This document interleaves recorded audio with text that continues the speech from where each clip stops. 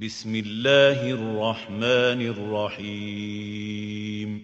السلام عليكم ورحمة الله وبركاته. معكم محمد شاهين التاعب من قناة الدعوة الإسلامية على اليوتيوب، وفيديو جديد من سلسلة اعتراف خطير. اقتباس النهاردة من مرجع هام جدا، من أفضل نسخة نقدية دراسية للكتاب المقدس من ترجمة الآباء اليسوعيين. قلت قبل كده أن هذه النسخة في غاية الأهمية، وعملت عنه فيديو وشرحت ليه نسخة الترجمة اليسوعية تعتبر أفضل نسخة للكتاب المقدس دراسية ونقدية. دراسية لأنها بتحتوي على مقدمات، بتحتوي على هوامش، بتحتوي على معلومات وشرح وتفسير ونقد وهكذا. ونقدية لأنها بتعتمد على نسخة نقدية للكتاب المقدس مبنية على النص اللي موجود في أقدم المخطوطات وأصحها. في الصفحة رقم 286 في المدخل لإنجيل يوحنا تحت عنوان المؤلف بيقول الآتي. ذكر شوية كلام وبعدين بيقرر في الآخر وبيقول الآتي: هذه الملاحظات كلها تؤدي إلى الجزم بأن إنجيل يوحنا ليس مجرد شهادة شاهد عيان دونت دفعة واحدة في اليوم الذي تبع الأحداث، بل كل شيء يوحي خلافا لذلك.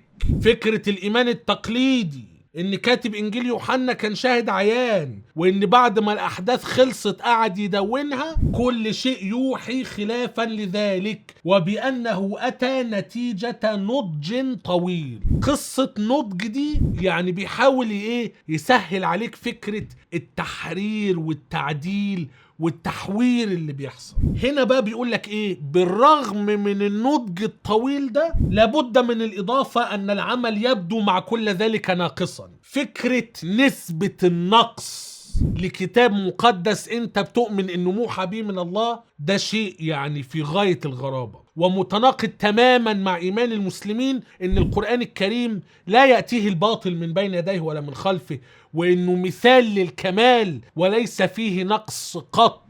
نقص يعني يعني كان ممكن يبقى احسن من كده، يعني في عيوب، فبعض اللحمات غير محكمة، وتبدو بعض الفقرات غير متصلة بسياق الكلام، يجري كل شيء وكأن المؤلف لم يشعر قط بأنه وصل إلى النهاية، وفي ذلك تعليل لما للفقرات من قلة ترتيب. كلام أدبي، يعني هو بيدرس النص اللي ما بين إيديه من الناحية الأدبية، وبيقول لك يعني الموضوع الكتاب واضح ان فيه نقص. فمن الراجح ان الانجيل كما هو بين ايدينا اصدره بعض تلاميذ المؤلف.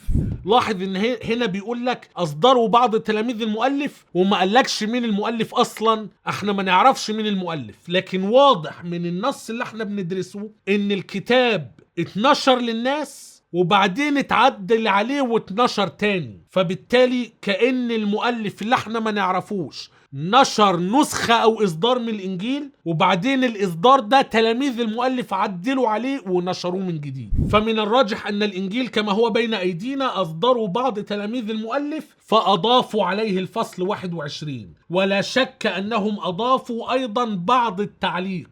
رصص لك كده مجموعة من النصوص. أما رواية المرأة الزانية، قصة في غاية الأهمية في الكتاب المقدس، يوحنا 7:53-8:11، فهناك إجماع. طبعا إجماع، هتيجي تسأل أي مسيحي تقليدي هيقول لك إيه الكلام الفاضي ده؟ أبونا في الكنيسة بيقول إن قصة المرأة الزانية قصة أصلية ولا يمكن تكون إضافة لاحقة على إنجيل يوحنا. يبقى فين الإجماع؟ إجماع العلماء، إجماع الدارسين، إجماع النقاد التاريخيين، الناس اللي فاهمة. فهناك إجماع على أنها من مرجع مجهول فأدخلت في زمن لاحق، وهي مع ذلك جزء من قانون الكتاب المقدس عشان الكنيسة قالت كده. أما المؤلف وتاريخ وضع الإنجيل الرابع، فلسنا نجد في المؤلف نفسه أي دليل واضح عليهما. ونتذكر الكلام في البداية خالص إنه قال إنه فكرة إنه شاهد عيان والكلام ده كل شيء يوحي خلافا لذلك. مرة أخرى كلام عن إنجيل يوحنا، من أهم الأناجيل من الناحية اللاهوتية اللي دايما المسيحيين بيستشهدوا بنصوصه على إثبات ألوهية المسيح. مين اللي كتبه؟ اتكتب امتى تحديدا؟ المعلومات اللي فيه، كتاب فيه نقص، كتاب حصل فيه تحريف، اضافت عليه قصة المرأة الزانية، اضافت عليه نصوص تانية كتير، اضافت عليه الإصحاح 21 وغيره. فكرة ان الكاتب هو شاهد عيان كل شيء يوحي خلافا لذلك. اقتباس في غاية الأهمية فيما يخص مصداقية وموثوقية الكتاب المقدس. لو حاز هذا الفيديو على إعجابك فلا تنسى أن تضغط على زر إعجابني، ولا تنسى أن تقوم بمشاركة الفيديو مع أصدقائك المهتمين بنفس الموضوع. ولو كنت قادرا على دعم ورعاية محتوى القناة، لو أنت شايف أن هذا المحتوى يستحق الدعم والرعاية، فتقدر تدعمنا عن طريق موقع باتريون أو بيبال أو عن طريق الانتساب للقناة. ستجد اللينكات كلها تحت في وصف الفيديو. إلى أن نلتقي في فيديو آخر قريبا جدا بإذن الله عز وجل. لا تنسوني من صالح دعائكم، والسلام عليكم ورحمة الله وبركاته.